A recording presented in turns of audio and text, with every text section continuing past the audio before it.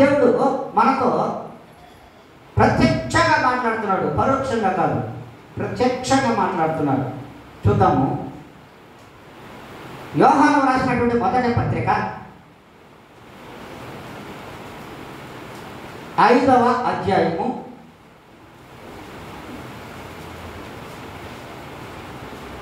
8 నుండి 12 వరకు. నాయన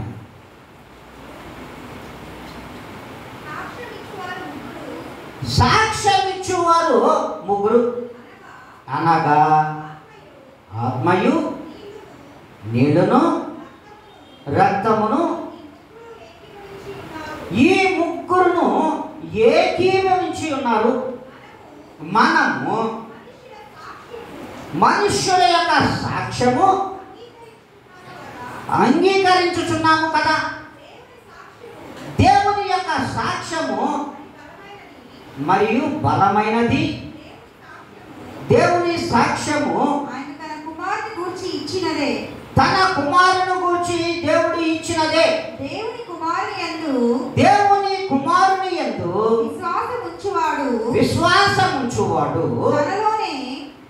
తనలోనే ఈ సాక్ష్యము కలిగి ఉన్నాడు. ఈ సాక్ష్యమును కలిగి ఉన్నాడు. దేవుని నమ్మనివాడు ఆయన తన కుమారుని గూర్చి ఇచ్చిన సాక్ష్యమును నమ్మలేదు గనుక అతడు దేవుని అబద్ధికునిగా చేసిన వాడే. ఆ సాక్ష్యమేమనగా దేవుడు మనకు నిత్య జీవమును దయచేసెను. ఈ జీవము ఆయన కుమారుని యందున్నది. దేవుని కుమారుని యందు అంగీకరించువాడు జీవము గలవాడు. దేవుని కుమారుని అంగీకరింపనివాడు జీవము లేనివాడు. చూడండి, మరి దేవుని వాక్యమే మనకు సెలవిస్తుంది. ఇక్కడ ప్రత్యేకంగా దేవుడు చెప్తున్నది ఆత్మ సత్యం. అవునా కదా? మనము బ్రతికి ఉన్నాము అంటే ఇది నిజమా అబద్ధమా? ఏమా గట్టిగా చెప్పాలి. మనము బ్రతికి ఉన్నాము నిజమా కాదా? నిజమే కదా, ఇది సత్యమే కదా. మనం బ్రతుకున్నాం, మనమైతే పోలా. ఈ నూతన పాత సంవత్సరంలో ఒక సాక్ష్యాన్ని మనము తెలియజేసుకుంటున్నాం మేడం. మనము బ్రతికి ఉన్నాము అనేది సత్యం. మరి ఈ సత్యము అని మనము నమ్మేటటువంటి ఈ సాక్ష్యం ఎవరిచ్చారు? మనం బ్రతుకున్నాం, కరెక్టే, బాగా ఆలోచించాలి. మనం బ్రతుకున్నాం అనేది, మనం బ్రతికి ఉన్నాము అనే ఆ సాక్ష్యము ఇచ్చేది ఎవరు? ముందు ఆత్మ. ఈ సాక్ష్యాన్ని మనకు తెలియజేసే దేవుడు ప్రభువైన యేసుక్రీస్తు వారు. ఇది ప్రభువైన యేసుక్రీస్తు వారు మనలో ఉంచిన ఆత్మ చేత మనం బ్రతుకున్నాం కాబట్టి, నువ్వు బ్రతుకున్నావురా, నువ్వు బ్రతుకున్నావు అమ్మా అని చెప్పగలిగినటువంటి సాక్ష్యం ఎవరి దగ్గర ఉందంటే యేసుక్రీస్తు దగ్గర ఉంది. నీ దగ్గర లేదు. మనం చెప్పుకున్న సాక్ష్యాలన్నీ ఎలా ఉన్నాయంటే, దేవుడు నాకు మేలు చేశాడు, అంతే కదమ్మా. మేలు చేశాడు, ఈ సంవత్సరం అంతా కూడా మనకు మేలు చేశాడు దేవుడు. మేలు చేసిన దేవుడే తప్ప కీడు చేసే దేవుడు ప్రభువైన యేసుక్రీస్తు వారు కాదమ్మా. ఆయన మేలు చేయడానికి వచ్చాడు, మేలే చేస్తాడు. నీకు మేలైనది ఇవ్వడానికే ప్రభువు వారు ఈ లోకానికి వచ్చాడు. అందుకే ఆయన స్పష్టంగా తెలియజేస్తున్నది ఏంటంటే, అట్టి ఆత్మయే సాక్ష్యం ఇచ్చేవాడు, ఆత్మయే. ఆ సాక్ష్యం ఇచ్చేవాళ్ళు ముగ్గురున్నారు, ముగ్గురు కలిసి ఏకమై ఉన్నారు. ఆయన ప్రభువైన యేసుక్రీస్తు వారు. తండ్రి, కుమార, పరిశుద్ధాత్మ, ఈ మూడు కలగలిపిన వారు ఏకమై ఉన్నటువంటి వ్యక్తి ఎవరైనా ఈ సృష్టిలో ఉన్నారంటే పరిశుద్ధాత్మకు మారు పేరైనటువంటి ప్రభువైన యేసుక్రీస్తు వారు. ఆత్మ రూపేణ నువ్వు జీవించుచున్నావు అని తెలియజెప్పగలుగుతున్నది వాడు ప్రభువైన యేసుక్రీస్తు వారు. అంతేకాదు, నీకు రక్షణను కలుగజేయడానికి ఆయన వాడు కూడా ప్రభువైన యేసుక్రీస్తు వారే. తండ్రి ఆత్మ, కుమారుని యొక్క రక్షణ, పరిశుద్ధాత్మ మూడు కలగలిపిన వారు ప్రభువైన యేసుక్రీస్తు వారు ఒక్కరే సాక్ష్యమై ఉన్నాడు. నీకును నాకును సర్వ భూమి మీద ఉన్నటువంటి జరుగుతున్నటువంటి ప్రతి క్రియకు కూడా సాక్ష్యం ఎవరో తెలుసా? దేవుడే. దేవుడు మాత్రమే సాక్షి అయినాడు. ఆ సాక్ష్యమును మనము దేవుడు చేసిన క్రియల వల్ల మనము సాక్ష్యం చెప్పుకుంటున్నాం. దేవుడి నామాన్నే కనపరుస్తున్నాం తప్ప వ్యక్తులను గణపరచడం లేదు.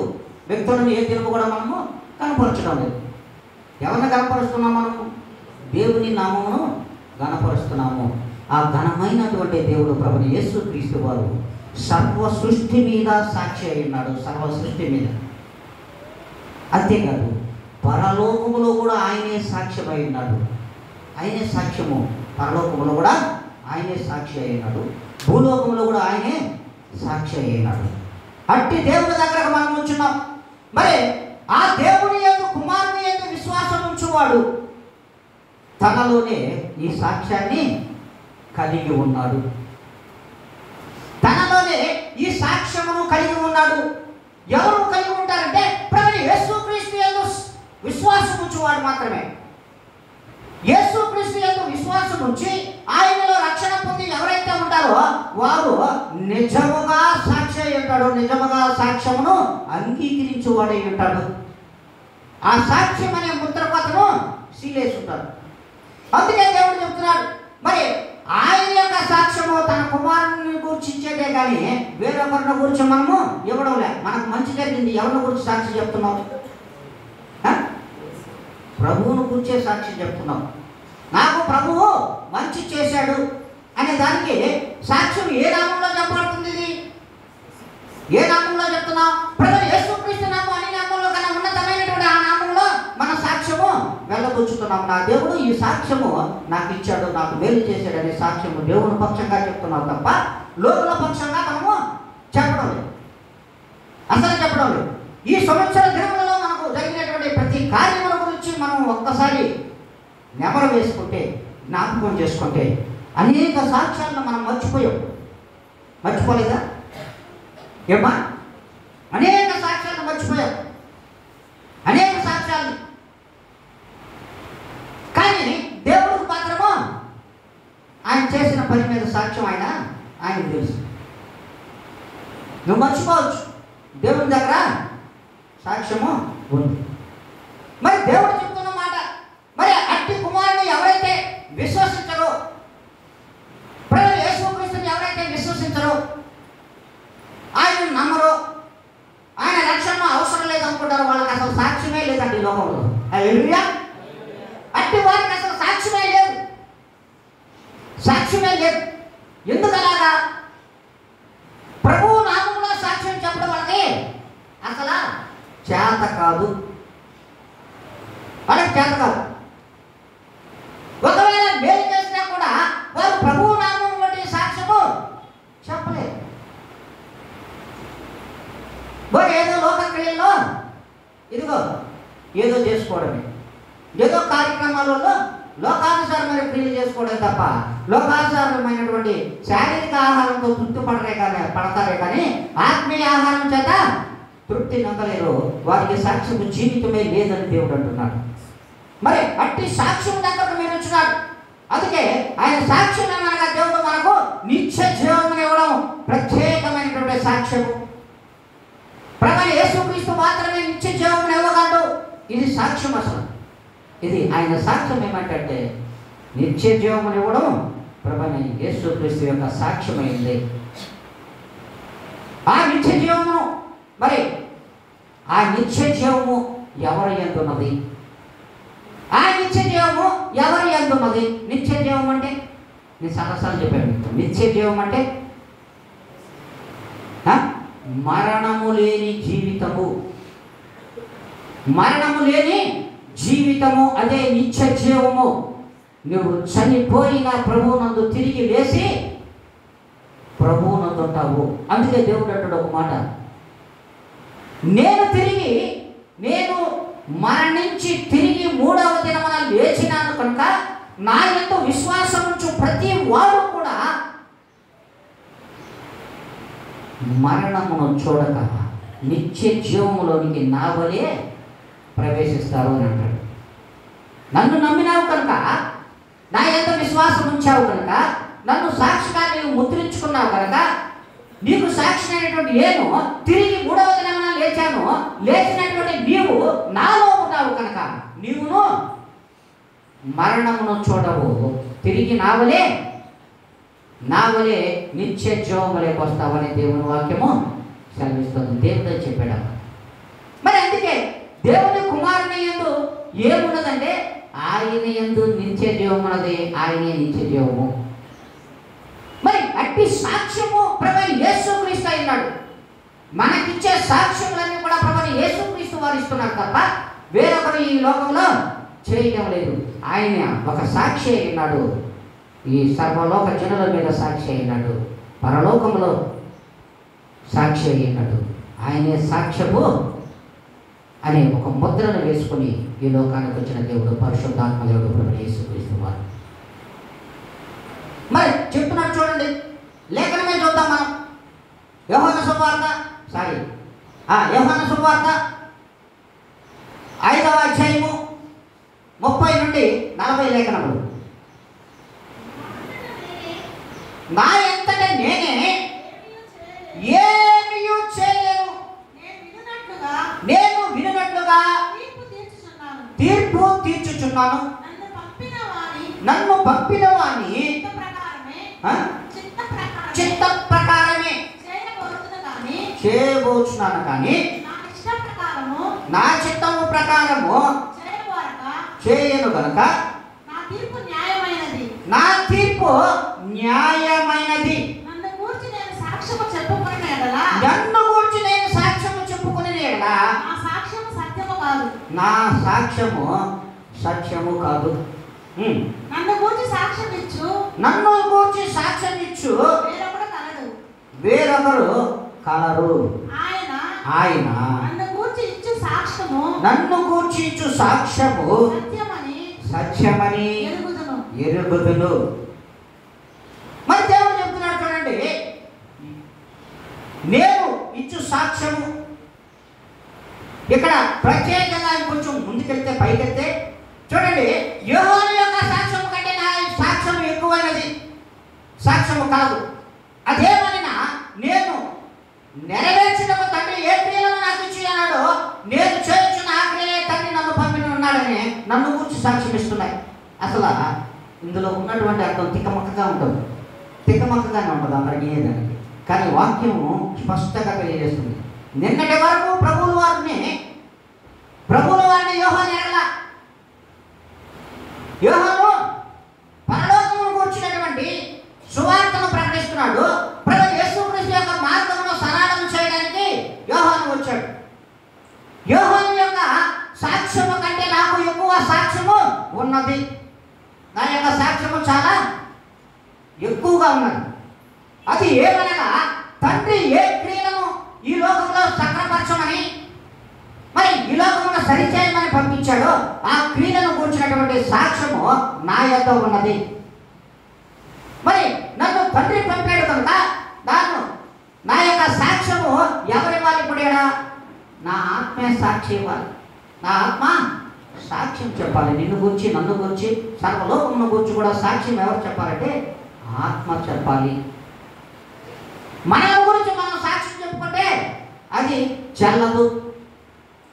యేసుక్రీస్తు నామములో ఆయన చేసిన మేలుంటే దాని గురించి చెప్తే దేవుడి యొక్క సాక్ష్యము నీకు మీకు చెల్తారు, పరలోకంలో కానీ భూలోకంలో కానీ. అందుకే దేవుడే చెప్తున్నాడు, మరి అట్టి సాక్ష్యము నా దగ్గర ఉంది. మరి ఆ సాక్ష్యములకు మీరు లోబడి ఉన్నారా? నిత్య జీవం అనే సాక్ష్యము నా దగ్గర ఉంది. ఆ నిత్య జీవం ఎలాంటి ఉంటుందో కూడా నేను చూపించాను. ఎక్కడ చూపించాడు ప్రభువులు వారు? ఎక్కడ చూపించారు చెప్పండి అమ్మా, చూడండి మీరు. ప్రభువులు వారు ఎక్కడ చూపించారు? ఒక ధనవంతుడు, లాజరు మనం చూసాం. ధనవంతుడిని, లాజరును కూడా చూసాం. లాజరు, ధనవంతుడు వీరిరువురి యొక్క సాక్ష్యం కూడా మనం చూసాం. సాక్ష్యం ఎవరి దగ్గర ఉందంటే అప్పుడు ప్రభు వారి దగ్గర ఉంది. ప్రభు వారు ఎవరికి చూపించాడు? విశ్వాసులందరికీ చూపించాడు. ఈ సాక్ష్యం జీవితము ఈ రీతిగా ఉంటుంది. ఈ నిత్య జీవం అంటే ప్రతి ఒక్కరికి కూడా తెలియజేసినటువంటి దేవుడు. ధనవంతుడు ఎక్కడ ఉన్నాడు? నరకంలో ఉన్నాడు. నిత్య జీవంలో ఎవరున్నారు? లాజరు ఉన్నాడు. ఇప్పుడు సాక్ష్యం చూసి చూపించారా మీకు? ప్రభు యేసుక్రీస్తు వారి సాక్ష్యాన్ని చూపించాడు కదా. చూపించాడా? చూపించాడు. మరి ఇంకా ఇంకొక సాక్ష్యం చూద్దాం. మరి ఇంకొక లాజరు కూడా ఉన్నాడు. లాజరేనా? మరి సహోదరుడు. మరి ఈయన చనిపోయి ఎన్ని దినాలు అయింది? 6 దినములు అయింది. 4 దినములు అయింది. సరే, 4 దినములు అయింది. 4 దినముల తర్వాత ప్రభువు వారు వచ్చాడు. లాజరు బయటికి రా అన్నాడు. ఎక్కడి నుంచే? హల్లెలూయా, హల్లెలూయా. ఎక్కడి నుంచి రమ్మన్నాడు? సమాధిలో నుండి నువ్వు బయటికి రమ్మన్నాడు. మరి ఈ దినమున నిద్రించిన అనేక మందిని కూడా ప్రభువు వారు ఆ రీతిగా లేకపోతున్నాడు. ఎందుకు అలాగా? ఇది కూడా మీరు ప్రశ్న వేసుకోవాలి. ఎందుకంటే ప్రభువు యేసుక్రీస్తు వారు తిరిగి చేసినటువంటి నిత్య జీవం అనేటువంటి ఆ జీవమే ప్రభువు యేసుక్రీస్తు వారు. ఆ నిత్య జీవముతో ఈ దినం వరకు మన మధ్యలో సజీవుడుగా పరిశుద్ధాత్మతో సంచరించుతున్న దేవుడు. మరి ఆయనలో ఉన్నవారు కూడా ఆ రీతిగా నేను లేపబడతారు, వారిని నేను లేపుతానని దేవుడు అంటున్నాడు. మరి ఈ దినం లాజరుని లేపాడా లేదా? మరి ఇక్కడ చనిపోయిన వాడిని తిరిగి లేపి చూపించినటువంటి సాక్ష్యము మనం అందరం చూస్తున్నాం. చనిపోయినటువంటి ఒక లాజరు పరలోకంలో ధనవంతుని ఎదుట చూస్తున్నావా? మరి ఎక్కడేం చెప్తుంది జరుగుతుంది? ధనవంతుడు ఎక్కడ ఉన్నాడు? నరకంలో ఉన్నాడు. మరి ఈయన ఎక్కడ ఉన్నాడు? అబ్రహాము రోమును ఆనుకున్నాడు. ఈ సాక్ష్యం కూడా ప్రభువు వారు ప్రత్యక్షంగా మనకు కళ్ళకు కట్టినట్టుగా చూపిస్తున్నారు. మరి ఇప్పుడు సాక్ష్యము, మన యొక్క సాక్ష్యము మనుషుల మెప్పు కంటే కూడా దేవుని మెప్పు పొందేదిగా ఉండాలి. అదే నిజమైన సాక్ష్యము. ప్రభువు యేసుక్రీస్తు వారు నిత్య జీవములకు సాక్షి. అంతేకాదు, మరణమును గెలిచినటువంటి లేచినటువంటి మనుష్య కుమారుడు, అది సాక్ష్యం. మరి అట్టి సాక్ష్యాన్ని కూడా మనకు లోకంలో చూపించేశాడు ప్రభువు వారు. అంతేకాదు, చనిపోయినటువంటి మరి యాయారు కుమార్తెను కూడా లేపేసి చూపించాడు. అంతేకాదు, మరి ఒక్కగానొక్క కుమారుడుని తీసుకెళ్తా ఉంటే ఆ బిడ్డ కాడి పుట్టగానే ఏమైంది? ఆ పాడినట్టు పుట్టగానే బ్రతికి లేచినటువంటి సాక్ష్యం కూడా మనం చూసాం. అంతేకాదు, మరి అనేక మంది సేన దెయ్యాలు పట్టినటువంటి సాక్ష్యాన్ని కూడా ఆ వ్యక్తి నుండి కూడా మనం సాక్ష్యాన్ని చూసాం. మరి ఇంకా ముందుకెళ్తే మరి అనేక దైవములు కలిగినటువంటి మరి స్త్రీలు కూడా చూస్తున్నాం. అంతేకాదు, మరి ప్రత్యక్షంగా ప్రభు యొక్క సాక్ష్యములకు బద్ధుడైనటువంటి అబ్రహామును చూస్తున్నాం మనం. సాక్ష్యానికి బద్ధుడైపోయాడు. అంతే, ప్రభువు వారు అడిగాడు, నేను ఇచ్చేయాలి అనే యొక్క సాక్ష్యాన్ని కూడా మనం చూసాం. కళ్ళకు కట్టినట్టుగా పరిశుద్ధ గ్రంథములో ఆయన చూపిస్తూ ఉన్నా మనం ఆ సాక్ష్యములకు మనము బద్ధులు కాలేకపోతున్నాము. ఆ ప్రభు యేసుక్రీస్తు యొక్క సాక్ష్యముతో మన సాక్ష్యము ఏకీభవించలేకపోతే మనము కూడా ఆయన సాక్ష్యానికి ఏకీభవించలేకపోతున్నాం. ఆయనతో సరి సమానంగా తోగలేకపోతున్నాం. కారణం ఏమిటో ప్రతి విశ్వాసం కూడా తెలుసుకోవాల్సిన విషయమే. అందుకే దేవుడు అంటున్నాడు, చూడండి, యోహాను సువార్తలో ఒక మాట చెప్తాడు. 20వ అధ్యాయము 16వ లేఖనం.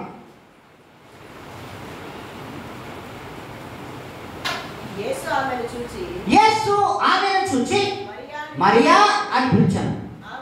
ఆమె ఆయన వైపు తిరిగి ఆయన హెబ్రీ భాషలో రబ్బూని అని పిలిచాడు. ఆ మాటకు బోధపడని అర్థము. ఎట్టి సాక్ష్యం ఉంది ఇక్కడ? ప్రభువు యేసుక్రీస్తు వారు 3వ దినమున తిరిగి లేచినాడు. లేచినప్పుడు మరియా ఎక్కడికి వెళ్ళిందో చూడండి. ఏంటి? ఆమెను వెతుకుతూ ఉంది. వెతుకుతున్నప్పుడు ఆమెను మరియా అని పిలిచాడు. ఈ సాక్ష్యాన్ని గొప్పగా చెప్పుకోవచ్చు మనం. మరి అంతకంటే ముందుగా అమ్మాయి ఎందుకు ఏడుస్తున్నామని యేసు అడుగుతాడు. యేసు అడుగుతాడు, అమ్మా నువ్వు ఎందుకు ఏడ్చుచున్నావు? అయ్యా నా ప్రభువులు ఎవరో ఎత్తుకుపోయారు, ఆయన ఎక్కడ దాచి ఉంచారో నాకు చెప్పవా, నేను ఎత్తుకెళ్తానని మరి అడుగుతుంది. మరి ఇప్పుడు వాస్తవం చెప్పాలంటే మరి చనిపోయి ఉంటే ఈ సాక్ష్యము ఆమె చూడగలదా? ప్రభువు చూడగలదా? బాగా ఆలోచించాడు. మరియా అక్కడ ఆత్మరూపేణ లేదు అనుకుందాం, ఈ సాక్ష్యము చెప్తుందా? ఈ సాక్ష్యం ఆమె చెప్పగలదా? అంటే ప్రభువుని ప్రత్యక్షంగా చూసింది, తిరిగి లేచిన తర్వాత మరియ చూడగలిగింది. చూసిన తర్వాత రబ్బూని బోధకుడా అని ఆయనను ఆమె పిలిచింది. మరి ఈ బ్రతికే లేదనుకున్నాం, అక్కడికి వెళ్ళలేదనుకున్నాం. ఈ సాక్ష్యం అసలు ఎవరైనా నమ్ముతారా? ఈ సాక్ష్యాన్ని నమ్ముతారా? ఎవరైనా నమ్మరు. మరి ఆత్మరూపేణ ఆమె బ్రతుకుంది కాబట్టి ఇప్పుడు చెప్తున్న సాక్ష్యం ఏంటి? ఎవరిది? ఆత్మదేవుడు తెలియజేస్తున్నటువంటి మాట ఇది. ఈ సాక్ష్యం ఎవరిదో తెలుసా? ఆత్మది. ఆత్మది సాక్ష్యం. ఆత్మ ఎవరై ఉన్నారు? పేర్కొన్నాను, ప్రభు యేసుక్రీస్తు అయి ఉన్నారు. మనలో ఉన్న ఆత్మ ఎవరిదైంది? ప్రభు యేసుక్రీస్తుది. ఏంటి పాస్టర్ గారు ఇలా చెప్తున్నారు? యేసుక్రీస్తు అయితే మాలో ఉన్న ఆత్మ ఏమైంది? నీలో ఆత్మ ఉంటే కదా, నువ్వు ఆత్మ ఉన్నావు కాబట్టి బతుకున్నావు. ఆ ఆత్మ ప్రభు యేసుక్రీస్తు వారి తండ్రి యొక్క ఆత్మ కుమారునికి ఇస్తే కుమారుని ఆత్మ సర్వజనులకు ఇచ్చాడు. సర్వలోకమును ప్రేమించే వారికి ఇవ్వగా ఆ ఆత్మ రూపేణ ఈ దిన మనం బ్రతుకున్నాము. ఆ ఆత్మకు కారణము ప్రభు యేసుక్రీస్తు వారే. మరి యేసుక్రీస్తు వారి యొక్క ఆత్మ తనలో ఉంది కాబట్టి ఆమె సాక్ష్యము చెప్పగలిగింది. మరి ఈ సాక్ష్యం ఎవరిది? ప్రభువుల వారిది. ఈ సాక్ష్యము ప్రభువుల వారిది. మరి అందుకే అంటాడు ఒక దగ్గర అయితే, నేను భూమి మీద ఉన్నటువంటి సమస్తము మీద నేనే సాక్ష్యము, పరలోకంలో ఉన్న దాని మీద కూడా నేనే సాక్ష్యం. అది కూడా చూడు ఒకసారి, వాక్యం చెప్తుంది. యోహాను సువార్త 3వ అధ్యాయము 31 నుండి 34 దాకా. పైనుండి వచ్చేవాడు అందరికీ పైనున్నవాడు భూమి నుండి వచ్చేవాడు భూ సంబంధి అయి భూ సంబంధమైన సంగతులను గూర్చి మాటలాడును. పరలోకము నుండి వచ్చేవాడు అందరికీ పైగా నుండి తన కన్న వాటిని గూర్చి విన్న వాటిని గూర్చి సాక్ష్యం ఇచ్చును. ఆయన సాక్ష్యము ఎవడును అంగీకరింపడు. ఆయన సాక్ష్యము అంగీకరించిన వాడు దేవుడు సత్యవంతుడను మాటకు ముద్ర వేసి ఉన్నాడు. ఏలైనగా దేవుడు తాను పంపిన వానికి కొలత లేకుండా ఆత్మను అనుగ్రహించును. కనుక ఆయన దేవుని మాటలే పలుకును. హల్లెలూయా, హల్లెలూయా. దేవుడు చెప్తున్న మాటే చూద్దాం. ఎందుకంటే పైనుండి వచ్చేవాడు అందరికీ పైన వాడు. ఎవరు పైనుండి వచ్చారు? ఇక్కడికి ఎవరు పైనుండి వచ్చారు? ప్రభు యేసుక్రీస్తు వారు పరలోకం నుండి భూలోకమునకు వచ్చిన వాడు. అయితే ఈయన అన్నీ చూశాడు, కన్నాడు, విన్నాడు. మన భూమి మీద మాట్లాడుకున్నటువంటి ప్రతి బిడ్డ యొక్క నోటి మాటను ప్రభువు వారు వింటున్నాడు. ప్రతి బిడ్డను సర్వజనులను అని చూస్తున్నాడు. ఎక్కడి నుంచి చూస్తున్నాడు? ఆకాశం నుండి చూస్తున్నాడు.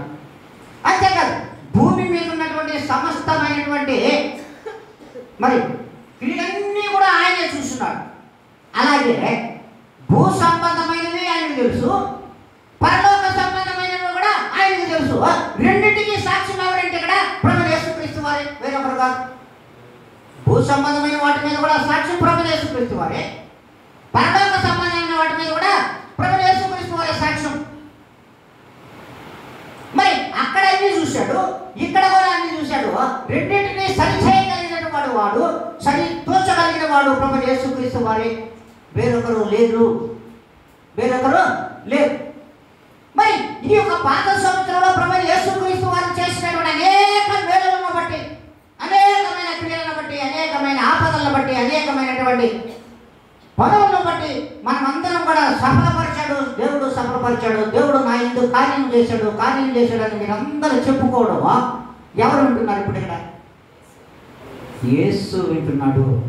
నా యేసు వింటున్నాడు, నా యేసు కంటున్నాడు, నా యేసు వింటున్నాడు, కంటున్నాడు, చూస్తున్నాడు. మరి ఆ యొక్క ఆత్మ చెప్పే ప్రతి సాక్ష్యాన్ని కూడా ప్రభువైన యేసుక్రీస్తు వారు వింటున్నారు తప్ప వేరొకరు కాదు. అట్టి సాక్ష్యము మనలో ఉండాలని ప్రభువైన యేసుక్రీస్తు వారు ప్రతి దానిని గురించి ఆయన సాక్ష్యం ఇచ్చేశాడు. ప్రతి దానిని గురించి ఆయనే సాక్ష్యం, వేరొకటి కాదు. ఆ చెట్టు ములిచిందంటే ప్రభువైన యేసుక్రీస్తు వారు, ఆడు మరణించాడంటే ప్రభువైన యేసుక్రీస్తు వారి సాక్ష్యం, ఆడు జీవించి ఉన్నాడు గొప్పవాడే అంటే ప్రభువైన యేసుక్రీస్తు సాక్ష్యం. ఇదిగో ఈ సేవకుడు, ఇదిగో ఈ దాసుడు అంటే ఈ యొక్క రవిచంద్ర సేవకుడే అంటే నా ప్రభువైన యేసుక్రీస్తు వారి సాక్ష్యం, వేరొకటి కాదు. అంటే సర్వలోకముల మీద ఆయనే సాక్ష్యం, భూమి మీద ఆకాశమందు మీద కానీ ఎక్కడ కూడా ఆయనే సాక్ష్యం అయినాడు తప్ప వేరొకరు లేరు సాక్ష్యంగా, వేరొకరు సాక్ష్యముగా లేరు. అందుకే ఒక మాటలో అంటాడు ప్రభువు వారు, చూడండి ఒక దాంట్లో యోహాను సువార్తలో 5వ అధ్యాయము 41-42 లేఖనము. నేను మనుష్యుల వలన మహిమ పొందువాడను కాను, నేను మిమ్మల్ని ఎరుగుదును, దేవుని ప్రేమ మీలో లేదు, దేవుని యొక్క ప్రేమ మీలో లేదు. చూడండి, నేను మిమ్మల్ని, మీరందరూ నాకు తెలుసు, మీరందరూ సర్వసార్వత్రిక సంఘములో ఉన్న విశ్వాసులందరూ నాకు తెలుసు, అందరూ నాకు తెలుసు. ప్రతి మనిషి హృదయము కూడా నాకు తెలుసు, ప్రతి మనిషి హృదయము నాకు తెలుసు. అయితే ప్రతి హృదయము తెలుసుకున్న నేను నా పిల్లల కొరకు ప్రాణం పెట్టాననే విషయం కూడా మీకు తెలుసు. సర్వజనుల కొరకు నేను ప్రాణమును పెట్టాను, నా రక్తమును ప్రోక్షించాననే విషయం కూడా మీకు తెలుసు. కానీ ఏ ప్రేమను నేను చూపించాను, ఏ ప్రేమను నేను సర్వజనుల మీద చూపించాను. అయినా ఇన్ని చేస్తున్నా నేను నా నోట నుండి ఒక్క మాట మిమ్మలను అనలేదు. నేను ఒక్క మాట కూడా జనులను దూషించలేదు, విశ్వాసులను కానీ ఇతర జనాంగమును కానీ లోకానుసారం జీవించే జనులు కూడా నేను దూషించిన, నా శత్రువును కూడా నేను దూషించిన. అయితే ఏ ప్రేమ పెట్టి, ఏ ప్రేమ అనే నాలో ఉన్నటువంటి రక్తపు కణములను మీకు పంచి ఇచ్చానో, ప్రతి రక్తపు బిందువులలో ఉన్నటువంటి నా ప్రేమను మీ మీద చూపించాను. ఆ రక్తపు బిందువు, నా యొక్క రక్తము నుండి కారినటువంటి చిమ్మినటువంటి ప్రతి రక్తపు బిందువులో ప్రేమే ఉంది తప్ప ద్వేషము ఈ లోకం మీద నాకు లేదు, ద్వేషము ఈ లోకం మీద లేదు. కనుక మిమ్మల్ని అందరినీ నేను చూస్తున్నా, కానీ మీ హృదయాలలో నాకు ప్రేమ లేదు. మీ హృదయాల్లో ప్రేమ లేదే, అదే నా బాధ. మరి నేను మిమ్మల్ని అందరినీ ఎరిగి ఉన్నాను, మిమ్మల్ని అందరినీ చూస్తున్నా, కంటున్నా, అన్నీ చేస్తున్నాను, కానీ మీరు ఏ మాత్రం కూడా నా మీద ఇంకా ప్రేమ చూపించలేకపోతున్నారు. మీ వలన నేను మహిమ పొందడంలే. ఎవరి వలన? మనుషుల వలన నేను మహిమ పొందడం లేదు. నా వలన నేను మీకు మహిమను చూపించడానికి వచ్చాను. నా మహిమను మీ మీద కుమ్మరించుటకు వచ్చాడు. చెప్పండి.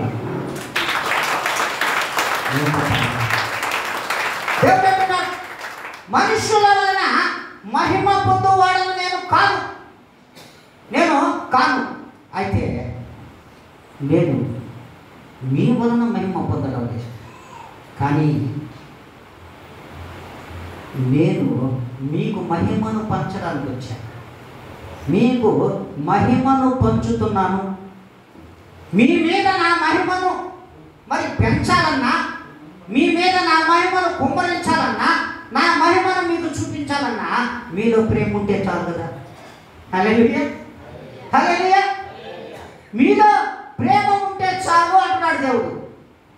అయితే మీరు మనుషులే, మనుషులను నేను తెలుసుకోవాలన్నా, మనుషుల హృదయాలని నాకు తెలుసు. ప్రతి హృదయము నాకు తెలుసు. మీరు పై రూపమును చూసి మోసపోతారేమో, కానీ నేను అంతఃరూపాన్ని చూసి మురిసిపోతానంటాడు ప్రభువు. హల్లెలూయా, హల్లెలూయా. మురిసిపోతానంటాడు. అంటే ఎంత సంతోషపడతాడో నేను అంటే ఆ హృదయము ప్రేమ కలిగి ఉంటే సంతోషపడతాడమ్మా. ఆ హృదయంలో ప్రేమ ఉంటే ఆ ప్రేమను చూసి దేవుడు మురిసిపోతాడు. ఆ హృదయంలో ద్వేషం ఉంటే మురిసిపోతాడా? మురిసిపోతాడు. అప్పుడు కూడా మురిసిపోతాడు. నేను ఇంత ప్రేమను పంచినా ఈ బిడ్డ ప్రేమ చూపించలేకపోతున్నాడని మరి ఎంత మురిసిపోయి ఆ ప్రేమను ఇంకా నేను పెంచాలనుకుంటాడే కానీ తగ్గించాలనుకోడు. ప్రేమతో జీవించమని దేవుడు పిలుస్తున్నాడమ్మా. అట్టి మురిసిపోయే దేవుడి దగ్గరికి మనం ఉన్నాము. అట్టి సాక్ష్యమైనటువంటి దేవుడి దగ్గర మనం ఉన్నాము. అట్టి సాక్ష్యపు జీవితాన్ని మనం పంచుకుందాం అంటున్నాడు దేవుడు. మరి ఆ రీతిగా మనం ఉన్నామా లేదో ఒక్కసారి ఆలోచించాలి. అంతేకాదు చూడండి,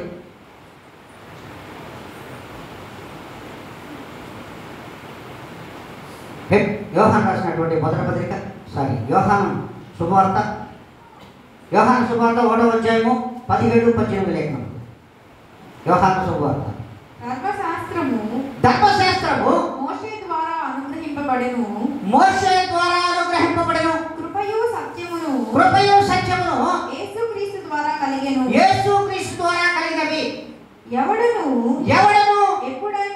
ఎప్పుడైనను దేవుని చూడలేదు. తండ్రి రొమ్మున అద్వితీయ కుమారుడు ఆయనను బయలుపరచెను. ధర్మశాస్త్రము మోషే ద్వారా అనుగ్రహింపబడిన ధర్మశాస్త్రమునకు మరి మోషే ద్వారా రాయించిన ఆ ధర్మశాస్త్రమునకు బద్దులైనటువంటి ప్రభువు యేసుక్రీస్తు వారు ఆ ధర్మశాస్త్రము మోషే ద్వారా రాయబడింది. కానీ రాయబడినా కానీ మరి మోషే గారు కూడా ప్రభువు యేసుక్రీస్తును చూడలేదు. మరి దేవుడు చెప్తున్న మాట. మరి అందుకే ఈయన ఏమంటున్నాడంటే మీకు ఆయన యొక్క నుండి ఏమొచ్చింది? మోషే నుండి వచ్చినటువంటి దేవుడి ధర్మశాస్త్రము. మరి ప్రభువు యేసుక్రీస్తు నుండి వచ్చింది కృప సత్యం. కృప నీకు ఇచ్చాడు, సత్యాన్ని నీకు ఇచ్చాడు. ఆయన సత్యవాక్యము బయలుపరుస్తూ ఉంది. ఆయన సత్యమైన దేవుడు అది. మరి వీటి రెండింటినీ ఎవరిచ్చారంటే మరి ప్రభువు యేసుక్రీస్తు ద్వారా మనకు వచ్చాయి. ఎప్పుడు కూడా దేవుని ఎవ్వడు చూడలేదు. దేవుణ్ణి ఎవ్వడు ప్రభువు యేసుక్రీస్తు వారు తప్ప. ఆ దేవుడే ప్రభువు యేసుక్రీస్తు వారు. హల్లెలూయా. ఆ దేవుడే ప్రభువు యేసుక్రీస్తు వారు. ఎవరైనా చూశారా? సాక్ష్యం చెప్పచ్చు. దేవుని నేను చూశానని చెప్పగలిగిన వాడు ప్రపంచంలో లేడు. మరి ఎక్కడ కూడా మనకు కనిపించడం ప్రభువు యేసుక్రీస్తు వారు అద్వితీయ కుమారుడు, జనతైక కుమారుడు అని. జగానికంతటికి ఆయన కుమారుడే. ఆయన కుమారుడు, జగమునకంతటికి కుమారుడు, జనతైక కుమారుడు అని కింద రాసి పెడతాడు, పుట్టినట్లో ఉంటుంది. అద్వితీయ కుమారుడు అంటే ఆ అద్వితీయ కుమారుడు ఆయనకు మాత్రమే తెలుసు. ఈయన ఎక్కడున్నాడు? తండ్రి యొక్క రొమ్మున ఆనుకొని ఉన్నాడు. మరి ఇదే కదా, ఈ ఆత్మే కదా తండ్రి. ఏడే కదా ఆయన ఉన్నాడు. క్రీస్తు వారు ఏడే కదా ఉన్నాడు. ఈ శరీరంలో రొమ్మున ఆనుకోండి దేవుడు చెప్పండి. ఈ రొమ్మున ఆనుకోండేదే దేవుడే కదా. ఇక్కడ ఉండేది ఎవరు? ఆత్మదేవుడే కదమ్మా. ఈ ఆత్మ దేవుడు ఇక్కడ ఆనుకొని ఏముండాలి? ఈ శరీరం అంతా కూడా ఈ రొమ్మునే ఆనుకోండాలి. ఈయనే అసలైన దేవుడు. అందుకే ఆయనకి తప్ప వేరొకరికి తెలియదు. ఎవడు ఎప్పుడు ఎక్కడో చూడండి. అంతే. ఆయన ప్రభువైన యేసుక్రీస్తును చూడాల్సిందే తప్ప ఇంకొక దేవుడు ఉన్నాడని చూడలేదు. అద్వితీయ కుమారుడు రొమ్మున ఆనుకొని ఉన్నాడంటే ఇదమ్మా రొమ్మున. ఈ రొమ్మున ప్రభువైన యేసు క్రీస్తు వారు ఆనుకొని ఉండగా ఈ రొమ్మున ఉన్నదే ఆత్మ. ఆయనే నిజమైనటువంటి ఆత్మ ప్రభువైన యేసు క్రీస్తు వారిదే. ఆ ఆత్మ దేవుడు, ఆ ఆత్మ దేవుడు ప్రభువైన యేసు క్రీస్తు వారి, వేరొకరు కాదు, వేరొకరు కాదు. అందుకే ఒక దగ్గర కూడా అంటాడు, ఆత్మ దేవుడే ఉన్నాడు, దేవుడే ఆత్మ అయి ఉన్నాడు. మరి చెప్తున్నాడు మాటలు చూడండి. మరి అంతేకాదు యాకోబు రాసినటువంటి పత్రికలో చూడండి, ఈయన మనం చూడాలనుకుంటే ప్రభువైన యేసుక్రీస్తు యొక్క మహిమలో సత్యంలో కృపను మనం తెలుసుకోవాలంటే మనము ఈ నూతన సంవత్సరంలో అడుగు పెడుతున్నాం. పాత సంవత్సరాన్ని విడిచిపెట్టేస్తున్నాం, పాత ఆదివారాన్ని కూడా విడిచిపెడుతున్నాం. ఇక్కడే చాలా జాగ్రత్తగా ఉండాలి. మన సాక్ష్యము ప్రభువైన యేసుక్రీస్తు వారు అయినాడు, మన అందరి మీద సాక్ష్యము ప్రభువు వారు అయినాడు. ఆ సాక్ష్యమును ఎక్కడో ఉంచలా, మందిరంలో ఉంచున్నాడు. ఆ సాక్ష్యాన్ని మందిరంలో పరిశుద్ధాత్మ దేవుడు ఉన్నాడు, ఆయన చూస్తున్నాడు. అందుకే దేవుడు అంటున్నాడు, ఈ దినం నుండి మనం ఎలా ఉండాలో, ఏ విధంగా నడుచుకోవాలో యాకోబు గారు చెప్తారు. యాకోబు పత్రిక చూడండి, యాకోబు రాసినటువంటి పత్రిక అధ్యాయం 1వ అధ్యాయము 26వ లేఖనం. ఎవడైనను నోటికి కళ్ళెము పెట్టుకొనక తన హృదయమును మోసపరచుకొనుచు భక్తి గలవాడనని అనుకొనిన ఎడల వాని భక్తి వ్యర్థమే. హల్లెలూయా, హల్లెలూయా. దేవుడు చెప్తున్న మాట, ఎవడైనా సరే, అది నేనైనా ఎవరైనా, ప్రతి విశ్వాసైనా దేవులైనా సరే, మన నోటికి కళ్ళెము పెట్టుకోకుండా మన హృదయాన్ని మనం మోసపుచ్చుకున్నాం అనుకో, నేను కరెక్ట్గా భక్తి కలవాడనని, నేను భక్తి కలవాడనని మనము హృదయాన్ని మోసపుచ్చుకుంటే వాని యందు భక్తి వ్యర్థమట. అట్టి భక్తి అసలు లేదు. ఆ భక్తి వ్యర్థమని దేవుడు సాక్ష్యం చెప్తా ఉన్నాడు. నువ్వు నీ నోటిని అదుపులో పెట్టుకోవాలి. నీ యొక్క నోటి నుండి వచ్చే ప్రతి మాటను కూడా నువ్వు అదుపులో పెట్టుకోగలిగి, అప్పుడు నీ హృదయంతో దేవునిలో నిజమైన భక్తిని కలవాడని అనుకుంటే అది కరెక్ట్. నీ నోటి నుండి వచ్చే మాటలు దేవుని యొక్క ప్రేమతో నింపబడినవై, దేవునికి భయపడగలిగినవై ఉండగలిగితే ఖచ్చితంగా నువ్వు భక్తి కలిగిన వాడివే. అలా లేకుండా నోటిని వదిలేసామనుకోండి, లోకం మీద నోటి వదిలేసి నేను భక్తి కలవాడిని శబాష్ అనుకుంటే అబ్బే వీలు కాదు, అది అసలు వీలు కాదు. అట్టి భక్తి వ్యర్థము. ఈ యొక్క పాత సంవత్సరాలు దీన్ని వదిలేయమంటున్నాడు దేవుడు. ఈ పాత సంవత్సరంలో ఈ క్రియల నుండి మీరు బయటకు వచ్చేయండి, మీ నాలుగులో మీ నోటిని అదుపులో పెట్టేసుకోండి. ఈ దినం నుండి నూతన సంవత్సరంలో మన క్రియలన్నీ కూడా మారాలి, నూతన సంవత్సరంలో మన జీవితం మారాలి, మన యొక్క ప్రవర్తన మార్చే విధంగా ఈ యొక్క పాత సంవత్సరంలో ఇటు గుర్తు చేసుకోండి. మనం ఎక్కడ నోటిని వదిలేసాం, ఎక్కడ నోటిని పడేసుకున్నాం, ఎక్కడ మన నోటి నుండి చెడు మాటలు మాట్లాడుకున్నాం, చెడు యొక్క ప్రవర్తన చేసాం, మన నోటి నుండి వచ్చిన ప్రేమకరమైన మాటలు ఉన్నాయా లేదని ఒక్కసారి మననం చేసుకోండి, అందరూ జ్ఞాపకం చేసుకోండి. వాటిని వదిలేయండి. ఈ దినం నుండి నువ్వు ఓటి వదిలేసావనుకో, ఖచ్చితంగా నువ్వు భక్తి కలవాడు ఉంటావు, భయభక్తులు కలిగిన వాడుగా నువ్వు దేవుళ్ళలోనే ఉంటావు. ప్రకటనలు ఒకవేళ నువ్వు వెళ్ళాలన్నా ప్రభువు నిన్ను పంపడు. ఒకవేళ అపవాది నేను లాగినా కూడా నీ ప్రార్థనతో వాడిని జయించగలవు, అపవాదిని జయించగలవు. నీ యొక్క ప్రార్థనతో అపవాదిని జయిస్తావు. అంటే జయించగలిగిన గుణములు దేవుడే ఇస్తాడు. ఆయనకి సాక్షి నువ్వు అయిపోతావు. ఇంకా సాక్షిమే అంటే నువ్వే ఒక సాక్ష్యం ప్రభువు వారికి. నువ్వు చెప్పే ప్రతి సాక్ష్యం కూడా ప్రభువు వారికి ఉంటున్నాడు. నువ్వు ప్రత్యక్షమైన ప్రభువు వారికి సాక్షిగా నిలబడతావు, సాక్షిగా నిలబడతావని అంటున్నాడు. అంతేకాదు, నువ్వు ఎంత ధారాళంగా ప్రేమను కుమ్మరిస్తావు అంటే, నీ నోటి నుండి ప్రేమను ఎంత ధారాళంగా కుమ్మరిస్తావో అంత ప్రేమ దేవుడు నీ మీద చూపిస్తాడంట. పాస్టర్ గారు మేము ధారాళంగా ప్రేమ కుమ్మరించగలం, బూతులు కుమ్మరించగలమని అనుకుంటారా? హల్లెలూయా, హల్లెలూయా. పాస్టర్ గారు మీరు ధారాళంగా ప్రేమను కుమ్మరించమన్నారు, మా నోటి నుండి బూతులే వస్తారని నేనేం చేయాలి పాస్టర్ గారు అంటున్నప్పుడు ఏం చేయాలా? మరి ఆ రీతిగా ఉండద్దు. ఈ సంవత్సరం నుంచి అంటాడు రాబో సంవత్సరం నుంచి ఆ రీతిగా ఉండవాకండి, దాన్ని వదిలేయండి. అందుకే ఇంకొక దగ్గర ప్రభులు వారు అంటారు, చూడండి ప్రేమను ఏ విధంగా చూపించాలంటే మందిరాన్ని గురించి కూడా చెప్తారు. నీ యొక్క మందిరంలోకి ధనవంతుడు వచ్చాడు, పేదవాడు వచ్చాడు, ఎవరిని నువ్వు ప్రేమించాలి అని దేవుడు అంటాడంటే నువ్వు పేదవాడిని ప్రేమించు అంటాడు. హల్లెలూయా. నువ్వు పేదవాడిని ప్రేమించు. ధనవంతుడు మంచి 4 ఉంగరాలు వేసుకుని వచ్చాడు, మంచి షర్ట్లు దర్జాగా వచ్చాడు, ప్రశస్తమైన వస్త్రములు వేసుకుని హాయిగా కూర్చున్నాడు, అతనికి ప్రత్యేకమైన స్థానం ఇచ్చి దరిద్రుడు వచ్చాడు మాసిన గుడ్డలతో వచ్చి వాడి పక్కన కూర్చుంటే వాడిని నీచంగా చూసి కింద కూర్చోబెట్టద్దు అంటున్నాడు. నీ పాదాల దగ్గర వాడిని కూర్చోబెట్టుకోమాక, తప్పు. ధనవంతులు నా రాజ్యంలోకి అర్హులు కావు అని చెప్పేశాను నీకు నేను. మరి నువ్వు ఎవరిని ప్రేమించాలి? ఇప్పుడు సంఘంలోకి వచ్చినా కానీ అందరి మీద సమానమైన ప్రేమను కుమ్మరించగలిగితేనే ప్రభువు యొక్క మన సాక్ష్యము వర్ధిల్లుతుంది. అందరినీ సమానంగా చూడగలిగితేనే సాక్ష్యము నిలబడుతుంది. దాని గురించి చెప్పేశాడు యాకోబు అధ్యాయంలో, యాకోబు రాసినటువంటి అధ్యాయంలో చూస్తారు. అది తర్వాత ఇంటికి చదువుకోండి. 2వ అధ్యాయము 2 నుంచి 5 దాకా అదే విధంగా దేవుడు చెప్తాడు. మరి అంతేకాదు దరిద్రులను విశ్వాసంలో భాగస్వాములుగా దేవుడు చేస్తున్నాడంట. ఈ విషయం మనం ఎప్పుడైనా ఆలోచించామైనా?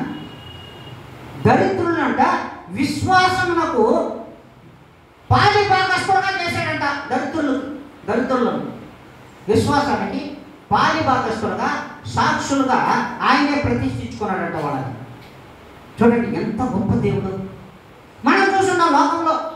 అందుకే క్రైస్తవ మందిరాలకు ఒక ప్రత్యేకత ఉందమ్మా, ప్రత్యేకత ఉంది. క్రైస్తవ మందిరాలు సాక్ష్యానికి సాదృశ్యమైనటువంటి మందిరాలని ప్రభువు వారు స్పష్టంగా తెలియజేశాడు.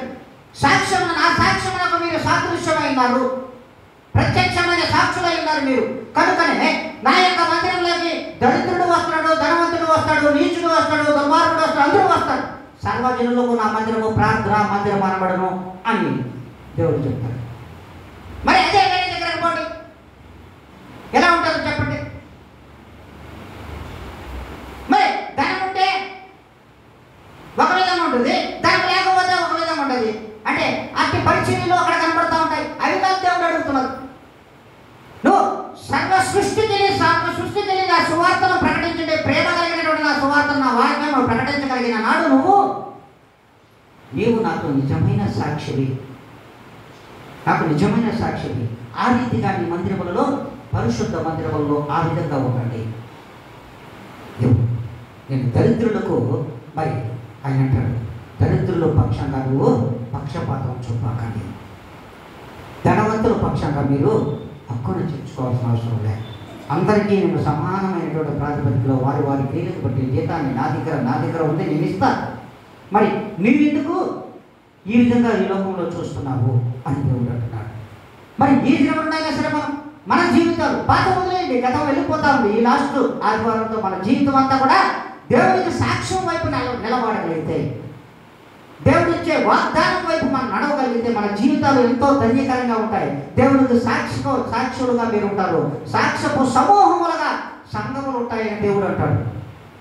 ఒక సాక్ష్యపు సమూహం మీరు అంటాడు. అట్టి సాక్ష్యపు సమూహంగా మీరు ఉండండి. దరిద్రుల విశ్వాసంలో భాగస్వాములుగా నేను చేసి ఉన్నాను.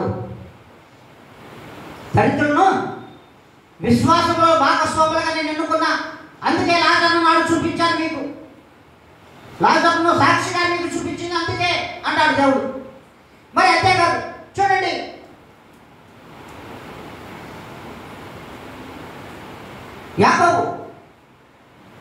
యాకోబు రాసినటువంటి పత్రిక 2వ అధ్యాయము 19వ లేఖనం,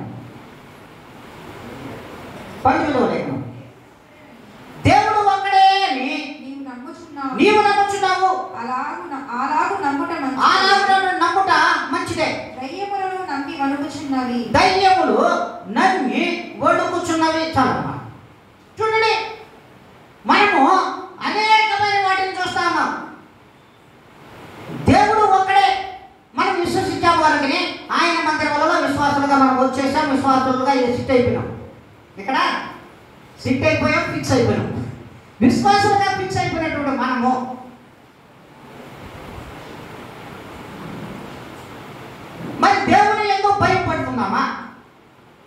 భయపడుతున్నావా? ఇలా మీరు దేవుడు ఒక్కడేనని ప్రభువైన యేసుక్రీస్తుని మీరు తెలుసుకుంట చాలా మంచిది, నాకు చాలా మంచిది. కానీ దయ్యాలు నన్ను చూసి వణుకుతున్నాయి, దయ్యాలు నన్ను చూసి వణుకుతున్నాయి. మరి మీరు ఏ రోజైనా సరే నన్ను చూసి భయపడతారా? హల్లెలూయా, హల్లెలూయా. ప్రభువైన యేసుక్రీస్తును చూసి ఏ దినమైనా మీరు భయపడ్డారా? యేసుక్రీస్తు యొక్క మాటలు వింటూ దేవునికి భయపడ్డారా? అంటే నిజమైన భయము మీలో విశ్వాసులలో ఉందా అని దేవుడు అడుగుతున్నాడు అన్నమాట. మీరు నమ్మడం చాలా మంచిది, నీవు నమ్మితే దేవుని మహిమను చూస్తావు, ఓకే.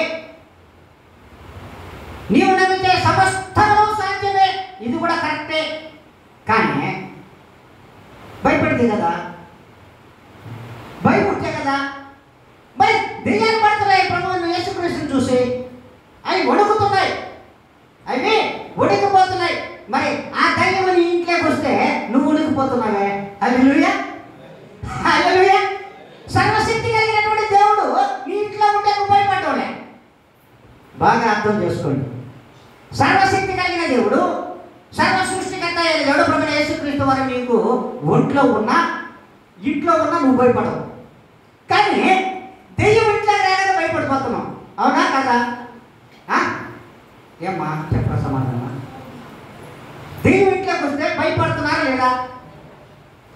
లేదు, ఒక దెయ్యం కలిగినామి, దెయ్యం పట్టినామి, నీ ఇంట్లోకి వచ్చావు, ఒక 2 కేకలు వేస్తే భయపడుతున్నావా లేదా? మరి దేవుడికి ఎందుకు భయపడవు నువ్వు? దేవుడు అడుగుతున్న ప్రశ్న. మరి దేవుడికి ఎందుకు భయపడటం లేదు? పనికి మారిన దెయ్యం కోసం భయపడుతున్నావు, దెయ్యంతో భయపడుతున్నావే. మరి పనికి వచ్చే నేను, నిన్ను నా పనిముట్టుగా వాడుకుంటున్నటువంటి నేను నీ ఒంటిలో ఉన్నా, నీ ఇంటిలో ఉన్నా, కానీ నువ్వు భయపడటం లేదు, నువ్వు భయపడడం లేదు. అందుకే దెయ్యాన్ని చూపించాడు. దెయ్యం ఒడిగిపోతా ఉంది, గడగడగడగడగడగడగడలాడుతూ యేసు పాదాల చెంత పడిపోతుంది, ప్రార్థన కలిగినటువంటి సేవకుల దగ్గర కూడా పడిపోతుంది. కానీ విశ్వాసులు మాత్రము భయపడడం లేదు. విశ్వాసులు పరిశుద్ధాత్మ దేవుడు మన మధ్యలో ఉన్నాడమ్మా అంటే భయపడడం లేదు. కారణం ఆలోచించండి. ప్రతి ఒక్కరూ ఆలోచించాల్సిన విషయమే. ప్రతి ఒక్కరు కూడా నీ విశ్వాసం భయంతో కూడినదైతే నీ సాక్ష్యం చాలా గొప్పదిగా ఉంటుంది. నీ విశ్వాసము నిజముగా భయముతో కూడుకుని ఉంటే మరి నీ సాక్ష్యము చాలా గొప్పగా ఉంటుంది. క్రైస్తవ సమాజంతోనే దేవుడు మాట్లాడుతున్నాడు.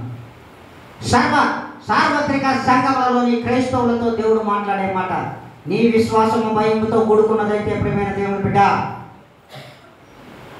నీ సాక్ష్యము బలమైనది. అంటే సాక్ష్యముతో కూడుకునేటువంటి విశ్వాసము చేత సాక్షిగా నువ్వు ఉన్నావా? అట్టి భయము నీలో ఉందా? ఖచ్చితంగా నీ సాక్ష్యము బలమైనదిగా ఉంటుంది. ఆ బలమే నా ప్రభువైన యేసుక్రీస్తు వారు. ఆ బలమే నా ప్రభువైన యేసుక్రీస్తు వారు. ఎప్పుడైతే నువ్వు నటనాపరమైనటువంటి విశ్వాసమును సాక్ష్యముగా చెప్తావో ఆ సాక్ష్యము బలహీనమైనదిగా కూడా దేవుడు చూపిస్తున్నాడు. బలహీనమైనది ఆ సాక్ష్యం. ఈ సాక్ష్యము భయముతో కూడుకున్నది. ఖచ్చితంగా చాలా గొప్పదైనటువంటి సాక్ష్యం దేవుడికి. ఆ దేవుడే నీకు సాక్ష్యము, ఆ దేవుడే నీకు బలము. ఆ దేవుడు నీకు బలమై ఉంటాడు. అందుకే బలమైన సాక్ష్యము. బలవంతుడైన దేవుడు మనకు ఉండగా, మనకు లోకంలోదంతా కూడా దండగే, లోకంలోదంతా కూడా దండగే. లోకము యొక్క సాక్ష్యం అసలు పనికిరాదు. ప్రభువైన యేసుక్రీస్తు యొక్క సాక్ష్యము స్థిరమైన సాక్ష్యము. ఈ స్థిరమైన సాక్ష్యం వైపు మనము ఈ నూతన సంవత్సరం రాబోతుండగా పాత విధానంలో మనము ఏ రీతిగా దేవుడు మాట్లాడుతున్నాడో అట్టి సాక్ష్యములు నువ్వు కలిగి నూతన సంవత్సరంలో అడుగులు వేయి. భయముతో కూడినటువంటి విశ్వాసముతో కూడినటువంటి సాక్ష్యమును కనపరిస్తే దేవుడే నీకు బలముగా ఉంటాడు. దేవుడే నీకు బలముగా ఉంటాడు. నువ్వు భయపడవిక. ప్రియమైన దేవుని బిడ్డ, నువ్వు భయపడవని దేవుడు అంటున్నాడు. మరి అట్టి భయపడని జీవితం కావాలా? భయపడే జీవితం కావాలి. ప్రభు యొక్క సాక్ష్యానికి నువ్వు ప్రత్యక్షమైనటువంటి సాక్షిగా, ప్రతి సాక్షిగా నువ్వు ఉండగలవో లేదో ఒకసారి ఆలోచించుకొని, నూతన సంవత్సరంలో ఒక సాక్ష్యపు జీవితం, ఒక సాక్ష్యపు జీవితంగా ప్రభువుకు సాక్షిగా నిలబడుతూ, ప్రభువుకు భయపడుతూ, ప్రభువును చూసి వణుకుతూ, భయము కలిగినటువంటి సాక్ష్యము చెప్పగలిగినాడు. అట్టి సాక్షిగా నువ్వు నిలబడగలిగినాడు. ఖచ్చితంగా దేవుడు నిన్ను, నీ కుటుంబాన్ని 2025వ సంవత్సరంలో అత్యధికమైనటువంటి బలమైన సాక్ష్యములను, నీకు చేసిన మేలులను గురించి దేవుడు చెప్పడానికి నువ్వు ఎప్పుడు కూడా భయపడవు, సంసిద్ధంగా ఉంటావని దేవుడు తెలియజేస్తున్నాడు. మరి ఇట్టి సాక్ష్యములను నూతన సంవత్సరంలో 2025వ సంవత్సరంలో దేవుడు మరి 1వ తారీఖు నుండి చివరి డిసెంబర్ 31, 2025 వరకు కూడా సాక్ష్యపు బిడ్డలుగా మీరందరూ కూడా సంఘములో ఉందురు కాక. ఆమేన్.